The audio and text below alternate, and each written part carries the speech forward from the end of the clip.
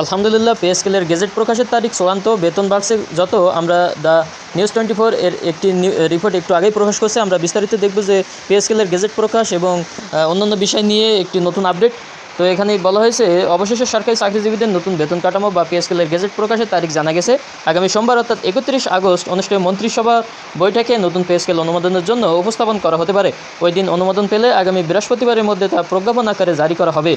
অর্থ মন্ত্রণালয়ের সংশ্লিষ্ট একজন কর্মকর্তা নাম না প্রকাশের সত্ত্বে এ তথ্য জানিয়েছেন। নবম পে স্কেল আগামী সোমবার অনুষ্ঠেয় মন্ত্রিপরিষদ এর বৈঠকে অনুমোদনের জন্য উপস্থাপন করা হতে পারে। ওই দিন অনুমোদন পেলে আগামী বৃহস্পতিবারের মধ্যেই নতুন বেতন কাঠামোর প্রজ্ঞাপন জারি করা হতে পারে। জানা যায়, নতুন বেতন কাঠামোর প্রজ্ঞাপন অনুযায়ী আগামী সপ্তাহের মধ্যেই এর গেজেট জারি করা হতে পারে। এ সংক্রান্ত কাজ ইতিমধ্যে চূড়ান্ত পর্যায়ে রয়েছে।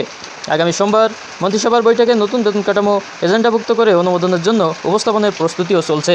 অনুমোদন পাওয়া গেলে বৃহস্পতিবারের মধ্যে প্রজ্ঞাপন জারি হবে। তবে মন্ত্রিসভায় অনুমোদনের জন্য প্রস্তুত করা চূড়ান্ত খসড়ায় বেতন ভাতা বৃদ্ধির হার কত হবে সে বিষয়ে চূড়ান্ত জানা যায়নি। এর আগে গত 16 আগস্ট প্রধানমন্ত্রী মুখ্য সচিব এবিএম আব্দুস সাত্তার সাংবাদিকদের জানিয়েছিলেন, সরকারি কর্মচারীদের নতুন পে স্কেল চূড়ান্ত পর্যায়ে রয়েছে, যে কোনো সময় তা ঘোষণা করা হতে পারে। গত 29 জুলাই অর্থ ও পরিকল্পনা মন্ত্রী আমির খসরু মাহমুদ চৌধুরী জানিয়েছিলেন, সরকারি কর্মচারীদের জন্য নবম বেতন কমিশনের সুপারিশ বাস্তবায়ন নিয়ে কাজ চলছে। কাজ শেষ হলে দ্রুত মন্ত্রিসভা উপস্থাপন করা হবে এবং মন্ত্রিসভা অনুমোদনের পর প্রজ্ঞাপন জারির কার্যক্রম শুরু হবে। সংশ্লিষ্ট সূত্রে জানা গেছে, সচিব কমিটি প্রথম থেকে 20তম গ্রেডের সরকারি চাকরিজীবীদের মূল বেতন সর্বোচ্চ 100% পর্যন্ত বাড়ানোর সুপারিশ করেছে। এটি 2 ধাপে বাস্তবায়নের প্রস্তাব রয়েছে। প্রথম বছরে মূল বেতন এবং দ্বিতীয় বছরে বাড়ি ভাড়া সহ অন্যান্য ভাতা কার্যকর করার কথা বলা হয়েছে।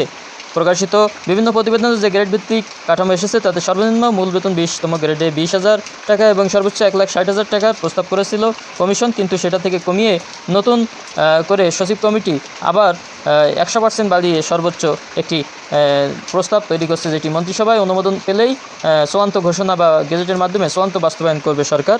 এবং এই পে স্কেল কিন্তু 1 জুলাই থেকেই বাস্তবায়ন বা কার্যকর ধরা হবে, যেটা সরকারি চাকরিজীবীরা এই 2-3 মাসের বকেয়া হিসেবে পরবর্তীতে তারা বেতন ভাতা পাবে। তো পরবর্তী সব আপডেট পেতে অবশ্যই আমাদের সাথে থাকবেন, লাইক দিয়ে কমেন্ট করে আপনাদের মতামত জানাবেন। এই খবরটি কিন্তু আরও অন্যান্য পত্রিকায়ও আজকে এই একই ধরনের খবর প্রকাশ করছে। নিউজ 24ও ঠিক একই এই আপডেট প্রকাশ করছে। তো পরবর্তী সব আপডেট পেতে অবশ্যই সাথে থাকবেন। ধন্যবাদ।